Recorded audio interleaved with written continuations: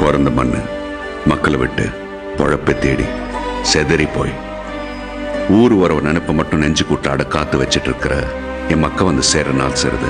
சாதியை பார்த்து பிரிஞ்சு நிக்கிறவன் கூட ஊர்வலத்துல சாமியை பார்க்க சேர்ந்து நிற்பான் சார்.